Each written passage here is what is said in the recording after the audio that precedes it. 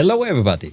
I recently had the pleasure of joining Field a Server event in Battlefield Vietnam, hosted by the Hello Clan. It was for me the first time I ever touched this game. It's a little bit embarrassing for me to say that I skipped this title. I just jumped from 1942 to Battlefield 2, and 2 weekends ago I had the amazing chance to play it with real people, not bots. It was just an amazing experience, and I totally can now see why this game is still special for so many players out there. And as always, to get a better look at the history of the game and its fans, I decided to invite a veteran here. And for that reason, hello LuccaWulf. How are you doing? Hey, Captain Sedaris. Thank you for having me. I'm doing really good. It's a pleasure to talk to you. Like I mentioned, it was the first time I played this game, and I'm curious to learn more about it. But before we go into that, maybe I can get a little bit out of you about yourself. Who are you? What do you do in real life? What games and movies do you enjoy? Stuff like that. Yeah, I'll be glad to answer that. So, as of now, I'm a 22-year-old student, and I'm currently studying abroad in Europe. In my free time, I like to go traveling and biking, and I've done a lot of outdoor activities since I've been in Boy Scouts since I was a young kid. And I finished as the rank of Eagle Scout, so I'm really like an outdoor person. I'm also a commercial drone pilot, and I guess that's kind of like my main thing is like, I do a lot of indoor gaming, but I also go outside a lot, in my free time. So it's interesting. You are definitely the first drone pilot I ever have on this channel. It's unique that a gamer is also doing that. For me personally, of course, there are, I guess, many drone pilots out there who also play games, but how did you get into that hobby? Yeah, so I like stuff that flies, I guess, but I also like technology and phones and stuff. And like I said, I like traveling, so I've got a drone so I can like take better pictures. I'm also into photography, and it all kind of just goes well together. It's also just a fun thing to do in my free time for recreational flying. I see, combining that aspect, making pictures and flying a drone around, I can see that combination. Of course, we don't talk about drones all evening. We switch to the Battlefield topic here. How and when did you get into Battlefield Vietnam? Yeah, so I kind of got into Battlefield Vietnam when I was a young kid, probably around 10 or 11 years old. My dad was playing the game at the time, and he would let me play as well. And I wasn't playing that long at that age, but it was something that it kind of stuck with me. I really enjoyed it, so I started playing it when I was later, like as a later teenager. And did your dad play directly at release, or was it later? He played a little bit later after release. And you mentioned that you joined the real game experience a little bit later. What year was this roughly? Probably around 2016 or 2017. That's when I mainly started playing Battlefield. Not just like, playing it a few times as a little kid. So after the shutdown of GameSpy? Yes. Interesting. So you kind of experienced the high levels, the heyday of the community, but how was it in 2016? Were there many servers up, or how was it? Yeah, so it was actually a little bit more active than it is right now, especially in Battlefield 1942, but I know we're not talking about that. But in Battlefield Vietnam, I think there was quite a few more players in 2016, 2017 than now. So the game has kind of died a little bit more, but we still have a good community. And we do have a lot of people on the weekends still, just not as much. And do you know, was it hard for the Battlefield Vietnam community to get the master servers up and running, or was it really instantly that they switched from the GameSpy servers to the community servers? So I'm not really quite sure for the master server after GameSpy, but as of now, Battlefield Vietnam is running on OpenSpy, which is like a open source project that's like just like GameSpy in terms of features, and they support like a whole bunch of different master servers for games. I see. So then I would say let's go for the question of the day. Why do you still play it? What keeps you in it? So I would say there's a few main reasons that I keep playing this game, and it would probably have to be the soundtrack and the radio that you can use in every vehicle in the game. The modding capability of the game, there's a lot of great mods on ModDB that you can try out. and probably the flying physics because this game has really good physics, but the flying physics are like really intuitive and makes everything kind of easy to control. I would also say the game has a great balance between large open maps and some small close quarters maps. So like small maps for like you and uh, Cling Try, I believe it's called. They have really small like city maps, and they're good for infantry, but also they have like a tank or two in the map.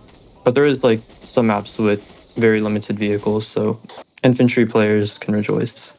There's also a few quality of life upgrades compared to 1942, and I guess some of them I can list here is like the improved netcode, which was recently fixed for Battlefield 1942, but the netcode for Vietnam like never had a problem. Every hit would land on your enemy, even if you didn't have the best connection. There's also customization for your character now. You can choose between two heads and two bodies. There's also HUD improvements, like the markers that will show up when you press Q on your keyboard, so you can see the distance to flags and friendly soldiers.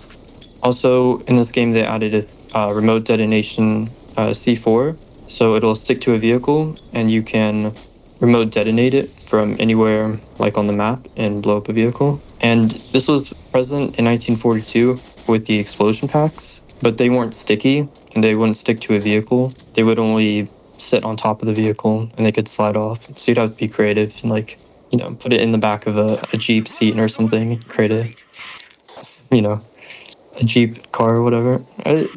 Jeep stuff. How about that? We'll just call it that. Like I mentioned, it was the first time I ever touched the game, and I really saw the improvements from 1942. And the in-between plays from 1942 to Battlefield 2. The netcode definitely was a big improvement. During the Field the Server event, there was a big lag problem at the beginning, and later it got better. And I was amazed that it was so stable and such a good experience, even though the servers are in the States. So the ping were around 200 for me, and it was still a really good experience. It just shows basically how good they improved the netcode to the previous Battlefield game. Yeah, that's true. I guess one more thing that I can add is they really went out with the vegetation in this game, and even today it still holds up really well on all the maps. It looks very natural, and it doesn't really affect performance that much. That's another thing they really improved here. The world building, the immersion was definitely 2 steps better or 2 levels better than what we had in Battlefield 1942. It really felt more detailed compared to the very empty maps of Battlefield 1942. Yes, I will also add that there are night maps in this game, and they have lights. So, like torches, I believe, is what they are. The lights. They're in the tunnels in some maps, and they're also just like right before you go onto a bridge or near a structure. So they're not like the greatest. They don't hold up that well nowadays, but the extra lighting is definitely an improvement over 1942. I also was amazed that you kind of could customize your character a little bit.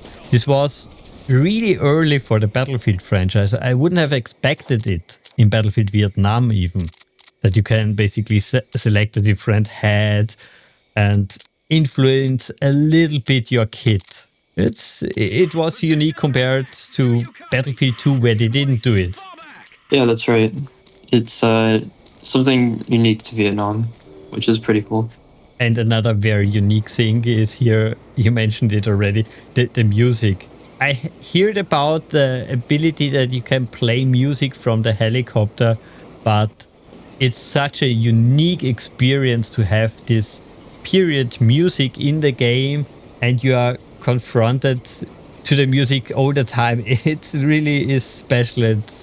It's a shame that basically no other game does a similar thing, especially on the multiplayer side. Yeah, and this game also allows you to add your own music into the folder called My Music in the Battlefield Vietnam game folder. So you can put any MP3, I believe, into the folder and play it in any vehicle. And if you want to revert back to the original songs that came with the game, you can just delete the music in the folder and it'll go right back. I'm not sure how they implemented that feature, but if they did it like I think they could have done it, most servers would turn it off immediately because I guess many people would play sounds which are not okay to have for young players out there. Yeah, so the way it works is the music that you put in the My Music folder will only be heard by you when you play it in the game. It won't be heard by other people unless they also have the same music in the same order in their folder as well. Okay, yeah, that's a wise decision to not make it a public broadcast for everybody on the server. Yeah, that would be a little chaotic. But it would be a special experience. I know certain games where you can basically send out any sound files you want in addition to your normal voice files. It's fun, but also, yeah, chaotic. But sometimes at least an indicator for an active community. So yeah, let's talk about that aspect. How active is currently the Battlefield Vietnam community? Is there even some development on the modding side? What can you share there? So yeah, as I mentioned, the community is like very active on the weekends still, and not so much during like the weekdays in terms of playing the game. And in terms of the modding community, moddb.com is where you want to go to get mods for Battlefield Vietnam. Every mod that's uploaded to the website is verified, so every file will be safe that you download. And that's kind of where one of the newest mods that's being developed. I say new, but it's been in development for a very long time. But it's been getting updates still constantly and playtests. It's called Operation Remembrance. I speak to the developer, and he still has plans to finish the mod. Even though recently made a post that he is taking a break from modding. And did you hear from your fellow clan members maybe some history pits about the mod development? Are there maybe some events where you played those mods? Yeah, so Battlefield 1942 actually has a Battlefield Vietnam kind of mod called Eve of Destruction. I remember that's one of the events that I played at, but besides Operation Remembrance, I haven't played any other like events for any other mods. Well, that's totally fine. We are talking about a game which is over 20 years old. So yeah, luckily we also have LAN support and bot support, so you can enjoy all those mods alone or on your private LAN party. That's always a good thing. But yeah, we touched already about the Hello Clan. Can you share a little bit about the clan itself? Yeah, so Hello Clan is a gaming community that's mainly focused on Battlefield 1942 and Battlefield Vietnam. They were originally a clan that started in 2008, and they were playing Battlefield Vietnam and hosting a server for it. But more recently, within the past few years, they've started incorporating into Battlefield 1942. There's also some other games they play. They have their own Minecraft community, but that's like a whole other thing.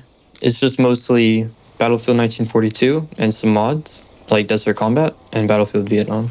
And is the Hello Clan the more or less only place where you can find other players in the Battlefield Vietnam community? No, actually. There are some other servers that run co-op maps. There's a few other communities like GMV that are fairly recent that just popped up, although I'm not really familiar with them. And one of the popular co-op servers is called Easy Prey or Death. It's a US server, and they have extra vehicles that are modified that can go fast, and they have their own set of maps that they host on the server. So you can get those maps from Game Tracker, and you'll see a lot of players playing that just as much as Hello Clan sometimes. There's a good few amount of players that still play this server. I find it interesting that a lot of Battlefield Vietnam servers are in the US. Maybe it's a history thing. It's a sad fact that if you are born in Europe, you don't learn much about American history. You, of course, know that there was the Vietnam War, but the details are lost to us, basically. So it's not surprising that there are more players in the US than in Europe, but still interesting. Most of the times, we have more servers than the US often, but yeah, interesting. But speaking about servers, I know that Battlefield 2 servers, if you wanted to have a ranked servers, cost a lot. So how is it about Battlefield Vietnam? Is it a lot of money your clan has to invest to keep these servers up? Or is it just a local machine and easy to host? Yeah, so in regards to Battlefield servers, I myself am a server admin for Battlefield 1942 and will be for Vietnam pretty soon. And I have a lot of experience with this. In regards to like time and money, it doesn't take much time to set up a Battlefield server. You just have to configure the machine settings and figure out port forwarding. And then after that, it's kind of just keeping the server running through ping.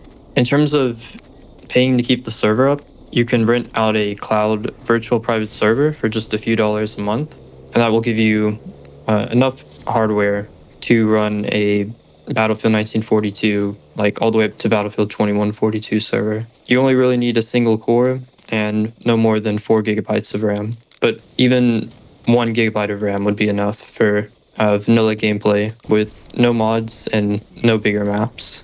Yeah, I think when I played 1942, I had maybe around 128 megabyte of RAM. So 1 gigabyte should be enough. Yeah, so you would need like some more RAM if you were, hosting a co-op server. That's different, of course, if you have bots and everything running around. Yeah, but there are at least no additional costs to host the server.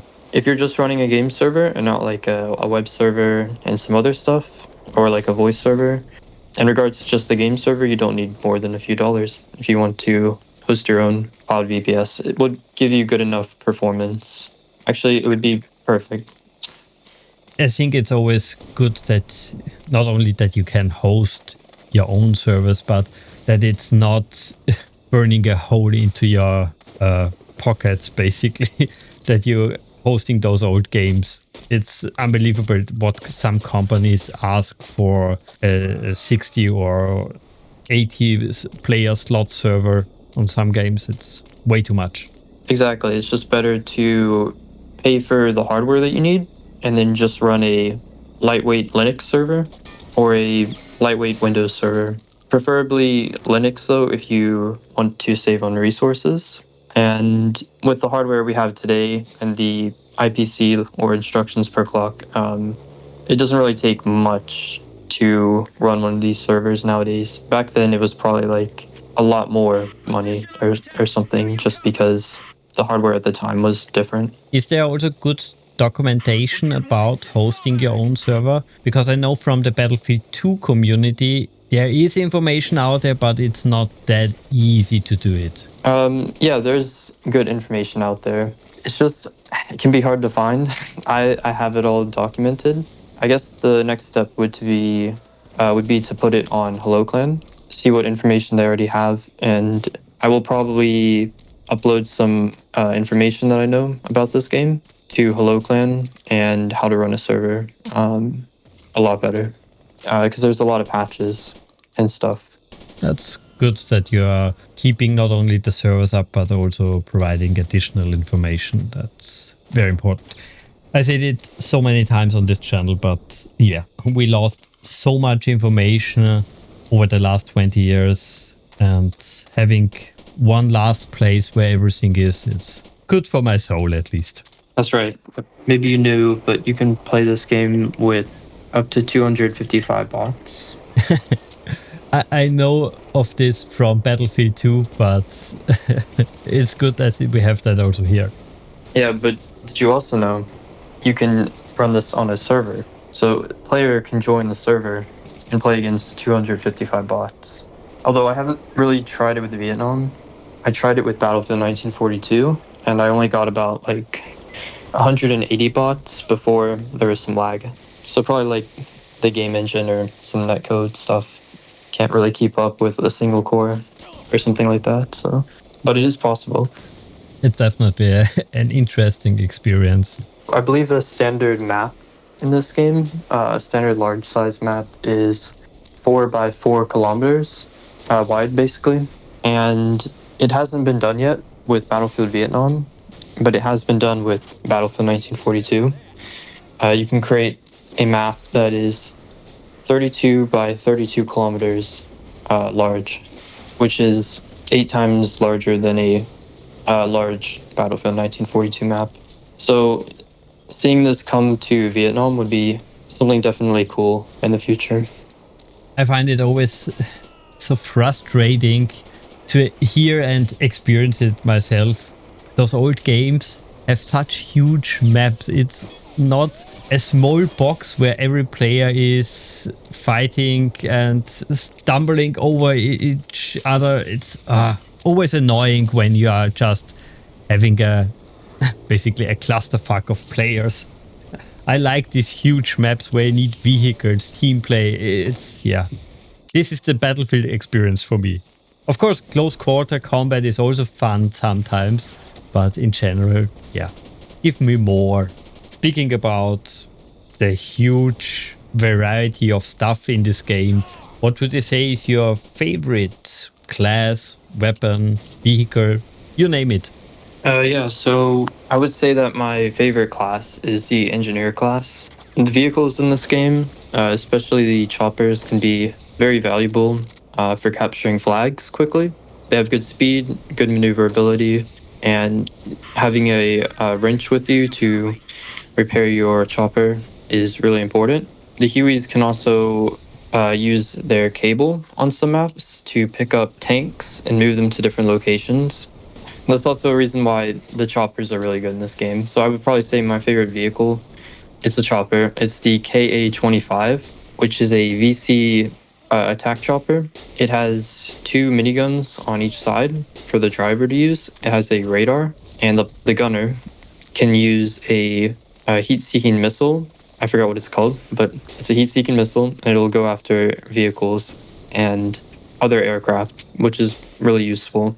My favorite weapon would be the shovel, because you can create a spawn point using the shovel for your team to spawn on, so you can get closer and have a more of an advantage, I guess. But I also like the C4, since it will stick to vehicles and you can remote detonate it. It's also a pretty powerful weapon in the right hands. In regards to my favorite map, it would probably have to be Operation Flaming Dart. It's a very wide open map, and I'm a fan of big maps. It's got jets, helicopters, boats, cars, basically everything you can imagine, tanks. It's a really nice looking map too. Half the map is basically water and half the map is land, so there's a lot of variety in terms of like which kind of vehicles you can use. Like you can use boats and travel between different like the island flag you can travel to on a boat if you want. Wouldn't be the smartest thing to do, but you can go and do that. And I guess my favorite game mode would be co-op, since there's not many people playing Conquest nowadays, and you can also just play it offline and have a lot of fun. Especially with tweaked AI settings, you can make the bots like just like real life players have. Like you can make them have really good accuracy. And my favorite game feature would have to be the radio, of course. Just blasting music, flying in the sky. It's just an awesome feeling. Yeah, we mentioned the unique feature already. It's still it's an amazing feature.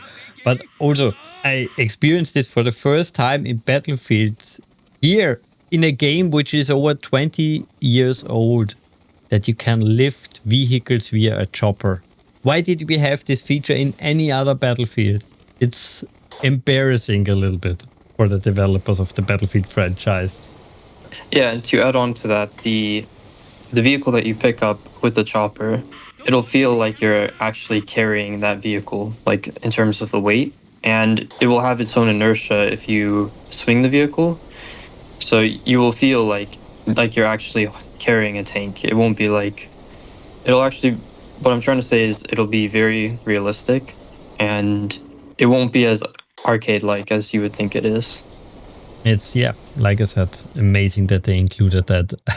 I was blown away when I saw it during the event. I sadly missed the mobile spawn points that Vietcong basically can create. I first experienced this feature in a mod for Battlefield 2 Project Reality. It's amazing that it was already created in Battlefield Vietnam, especially if you consider how much it changes the game dynamic. Especially if only one team can do it, but also if both teams can do it, that you have not fixed points but mobile points, it makes a little bit more unique gameplay mechanics available for the rounds. It's not static, it's flexible. If you add there also maybe base building, they could advance this feature in so many different directions, and it always fascinates me that developers don't use these old nice features in newer games. It's sad, but yeah, a big plus for Battlefield Vietnam. But moving a little bit on, but staying in the same subject, the difference between Battlefield 1942 Vietnam and Battlefield 2. What can you tell me there? Was the game code changed a lot over the years or stayed it more or less the same? Is it easier to mod? Is it harder to mod? I'm curious. Yeah, so between Battlefield 1942 and Vietnam, Vietnam brought a few additions in terms of scripting for vehicles, and so like, you know, things like the choppers that are able to pick up tanks, mobile spawn points on an item, which is possible in Battlefield 1942, but it was part of the main game in Vietnam. Sticky C4 is another thing that comes to mind, but most of these things are just little code changes. The underlying engine is still mostly the same, it's just a little bit updated. Now jumping to Battlefield 2, I believe the Refractor engine is Refractor 2 for that game instead of Refractor 1.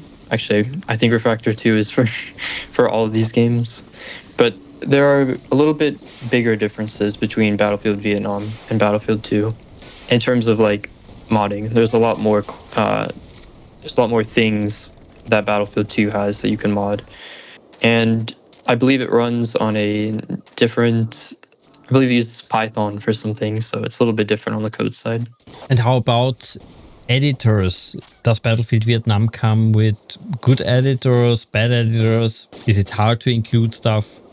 Yeah, so for Battlefield Vietnam, there is a editor called Battlecraft Vietnam. Battlefield 1942 has this map editor too. It's called Battlecraft 1942, and Battlecraft Vietnam brings a few more features than Battlefield 1942 for map mapping. In terms of creating tunnels underground, and adding vegetation to the ground, and there's just a few more quality of life updates. But it's the main map making tool developed by EA and DICE. So if you created something in 1942 and you're coming to Battlefield Vietnam, it's an easy transition basically.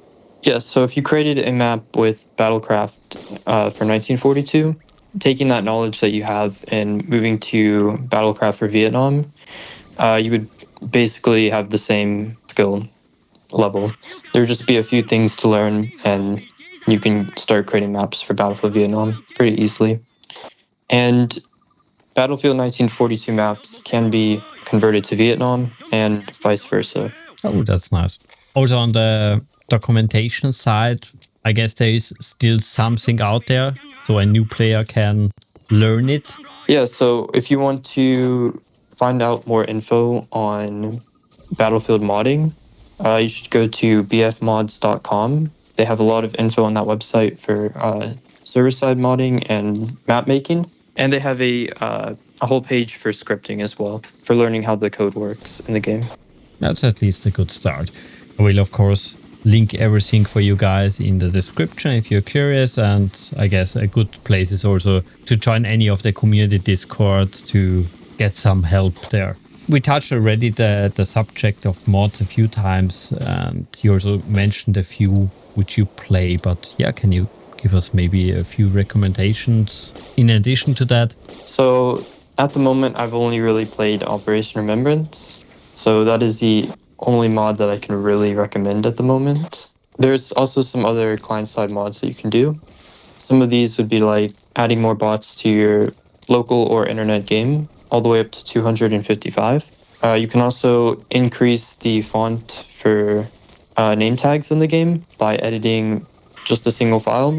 So that would be useful for people playing at 4K or higher resolutions that need to be able to see text clearly. Because once you go to a very high resolution, all the name tags basically become unreadable. Yeah, I experienced that also at 4040p. It's a little bit too small. It's doable, but if I get older, it will be impossible.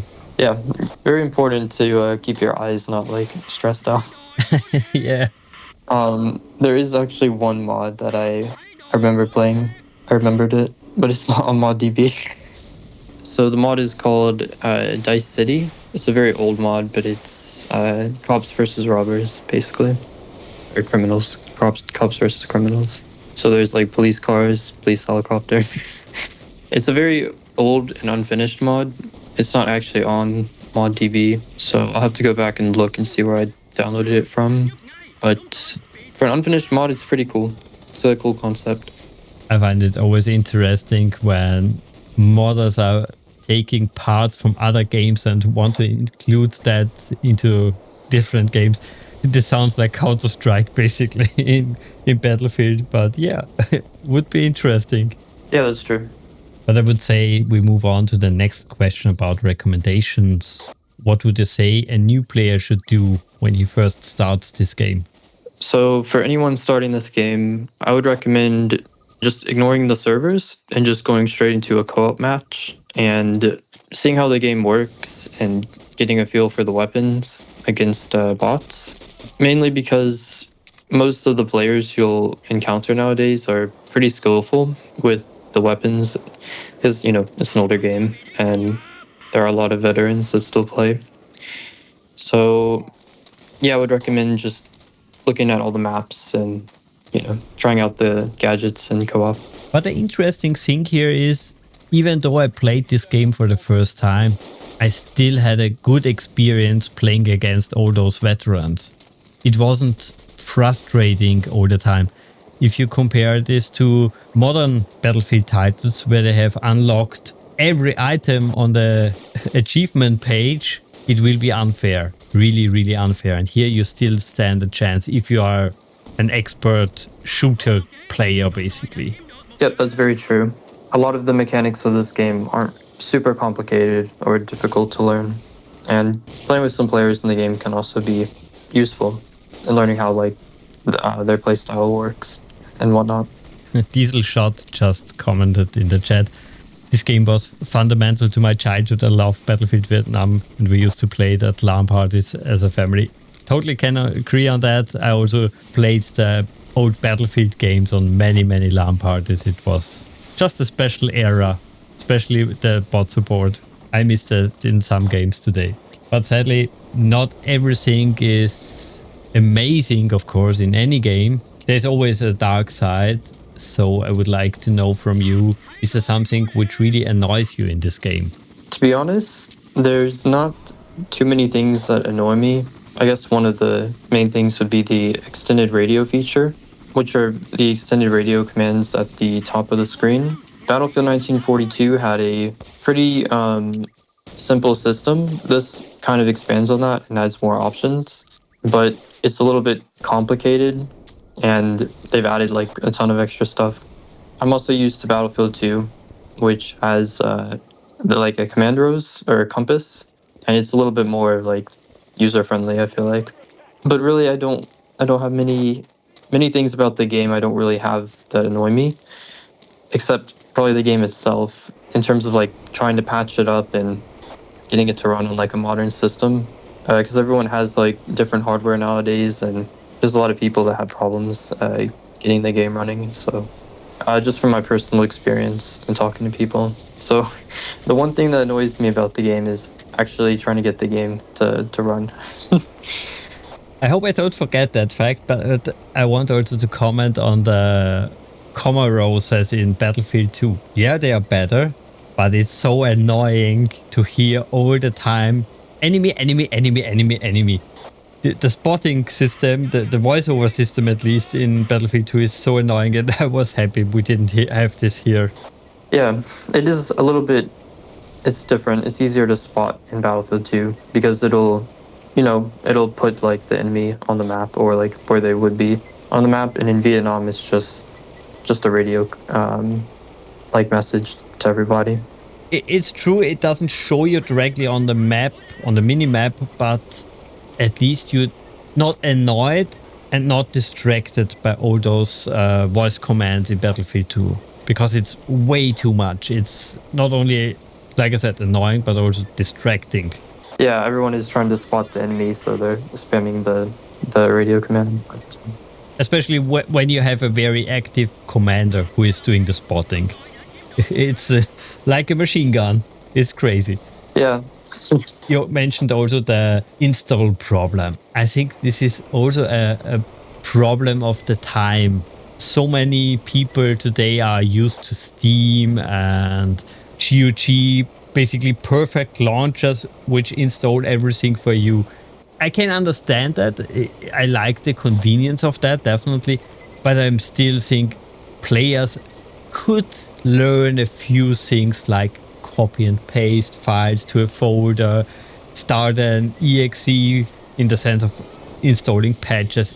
It's not undoable. It's just maybe a little bit annoying, a little bit different, but it's doable. Yes, that's also like part of the problem with helping people install the game. They might not really be sure how to install something, which is fine. But also some of that stuff might just not like work on their system without installing a driver or something. Unfortunately, this game has had some weird issues like that, but most of them have been fixed. If I recall, there was one issue with AMD graphics cards a long time ago. Well, probably like 2015 or 16.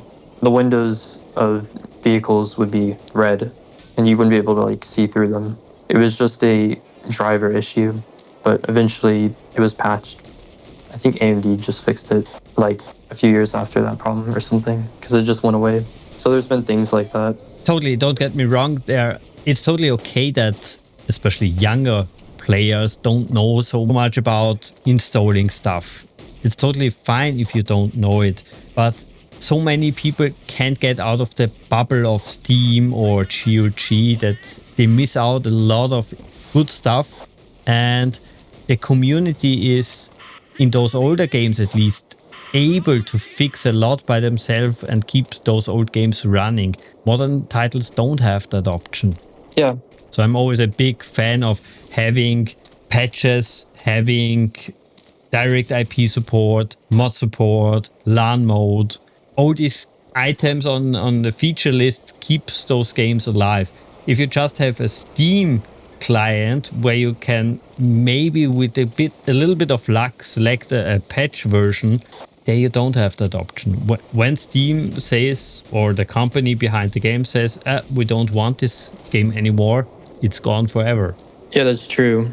Especially like the in-game master list with all the information it has. Like it'll tell you the players on the server and like the mod that it's running. All this stuff that is pretty basic, but is important to have working so new players can see like that this game, still does have servers and that you can join them, which is why it was really important to, get a new master server up and running after GameSpy shut down. Absolutely. Yeah, and as we saw with maybe you know about this, but I believe Battlefield 2042 didn't have a server browser or something, at least at the start. One game I believe didn't. I could be wrong on this though. Yeah, most modern Battlefield and Battlefront games don't have a server browser, which makes it really annoying if you want to experience a certain map or game mode, because you never know on what server you join, what map cycle there is. It's frustrating. It's really frustrating if you really want to experience the entire game and the game doesn't let you. It's, yeah, just everything is in small boxes, basically. It's frustrating. So luckily we don't have this in older titles. Here we are more or less the owner of the game. Staying a little bit on the topic of annoying things, one thing for me was at least the main menu.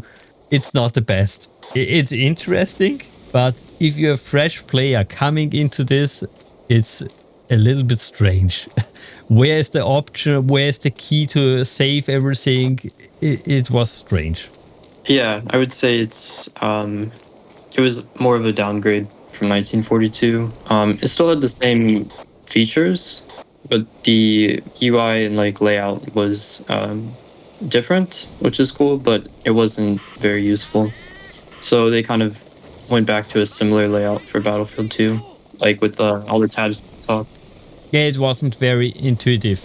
Then also in the chat, Diesel Shots mentions something which annoys him. The Soviet AT has a heat seeker.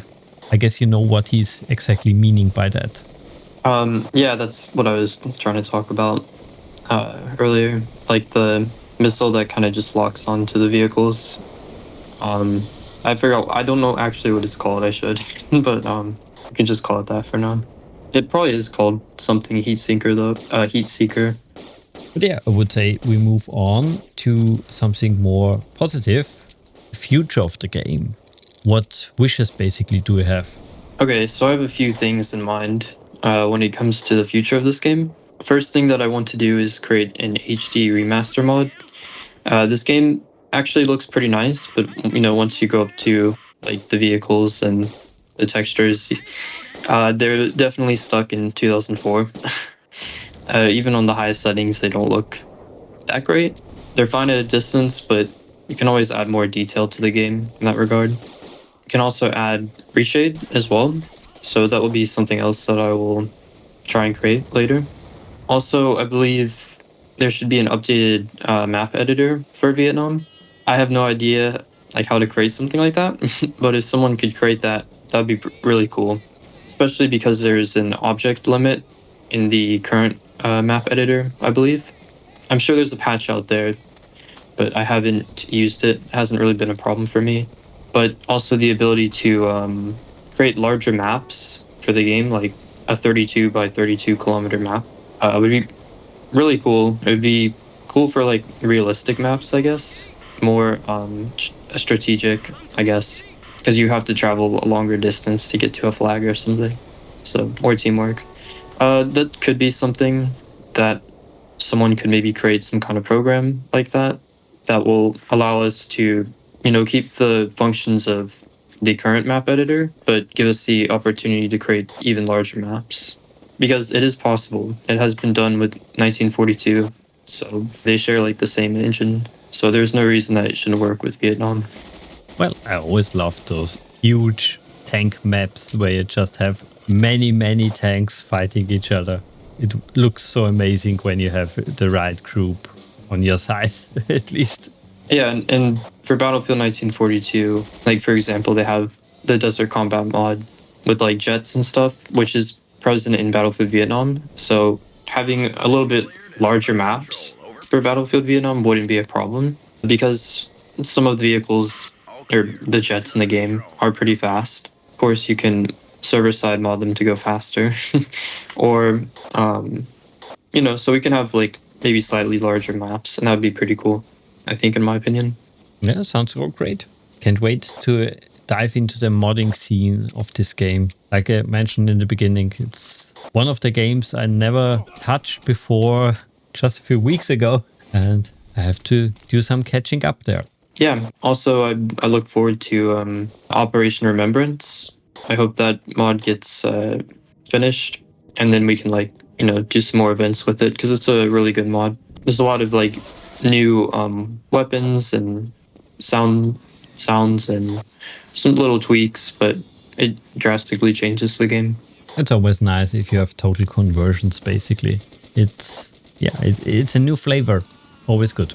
Yep, that's right. I forgot to mention, but there's like different ships as well. So you have more naval vehicles as well. It's all on ModDB. Yep.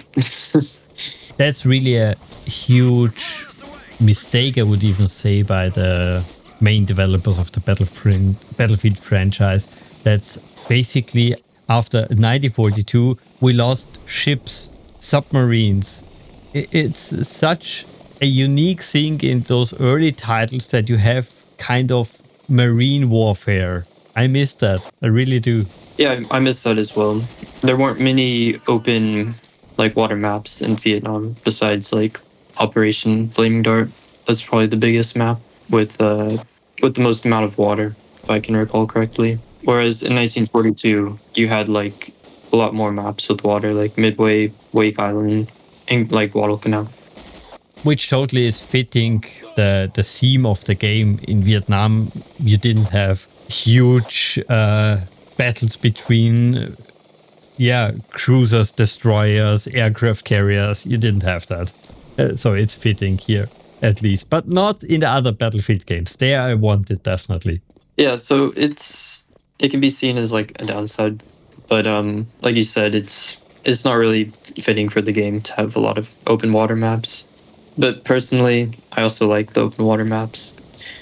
Yeah, so new mods with, you know, new custom maps with more water and ships and stuff is cool to see. Being at the subject of what you like and what you don't like, what other Battlefield games did you play? And what is your favorite? My favorite game, as much as I like Battlefield Vietnam, it's probably gonna have to be Battlefield 1942. I don't think it's the best game in the franchise, but it's my favorite just because I put a lot of time into it. All of the mods for the game, a lot of them are very high quality. They have a ton of content.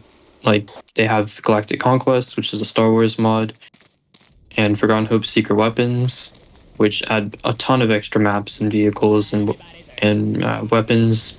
Yeah, like experimental weapons. Desert Combat is also a big one, which Hello Clan has a server for. It's basically the, you know, what started Battlefield 2. So it's, you know, it's very important mod in my opinion. You know, as much as like as old as the game is, it's simple, and the fact that it's pretty simple is kind of what keeps it fun. It's just not super stressful, I guess, and sometimes I'm playing to relieve stress. It can be stressful if you're playing competitively, but it's not like super crazy. You know, you can actually think about what you're doing. Well, I guess with like newer games, it's like there's so many things to learn, and I don't know. I kind of like it just for the fact that it's a little bit more simple, but there's also a ton of different content to explore. Well, I guess we are reaching more or less the end of the interview here. The final question I would have for you is, can you share some of your favorite memories about the game? Yeah, so I was playing this game on the map Operation Hastings, or Hastings, however you say it. And I was picking up my younger brother, who was in a tank, Sheridan tank. And I would fly him up in the sky, and he would shoot at like enemy helicopters. I believe this was on a public server, and he was shooting down some people from the tank in the sky, taking out like jets and helicopters. So that was like pretty fun. I remember he took out a player in a helicopter. That would be my favorite memory. I guess my second favorite memory would be swimming to the U.S. base on Operation Irving and placing a shovel a spawn point with the shovel next to the U.S. base and taking it over quickly. Besides that, I just like all the vehicles too. They're all pretty unique, and all the other mechanics. And I think the maps look pretty nice. There are some maps that have like a little bit weird of like a skybox that needs to like be updated, but that's something you can fix. But overall, the map design is pretty good. But yeah, I'm kind of ranting now. No, it's just true. I also like the map design. It was such a different world for me. Coming basically from Battlefield 2, 1942 into Vietnam, it's different. It's good, different. And you mentioned in your memories there something.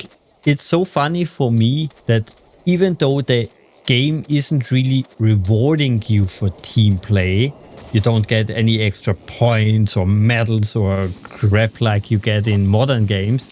The game still encourages you so much in working together that you do it naturally. It's just, yeah, a big sandbox where you play together automatically. It's amazing. Yeah, it's more like, you're focusing more on having fun with friends than trying to unlock something, or testing new strategies. You don't hunt for the next carrot, the next achievement. You're just enjoying the gameplay. Yep, that's right. And just just blasting music on the radio above Exactly. people. It's amazing. It's really amazing and certainly unique. That's one thing that I would describe this game as unique compared to the other Battlefield games. Like, there is the radio in Battlefield Hardline, but I think, the other features of Vietnam are pretty unique. They surely are unique. Well, then I would say this is the part of the video where I open the mic to you. Is there anything you would like to add? Anything we missed? So, the best way to know about events is, through the forums on HelloClan or by joining the Discord server. We have an ask for help channel. So if you have a problem like with your game or something, then just join us on Discord and we'll help you out. But besides that, I'm not really sure what else to talk about at the moment. That's totally fine. I just say big thank you to you for joining me. It was nice talking to you and hear about the history of the game. It's always good to have a veteran here to basically educate myself a little bit on that subject of something new, something exciting. Thanks for having me. It was nice talking to you. It was a nice opportunity to have, to teach, some of my knowledge to some other people. Also to just talk about, this pretty cool game with someone. It surely is a cool game. But yeah, I would say that's it for this video. Leave us a comment, tell us what you think about the game, and of course, play the game. Until next time.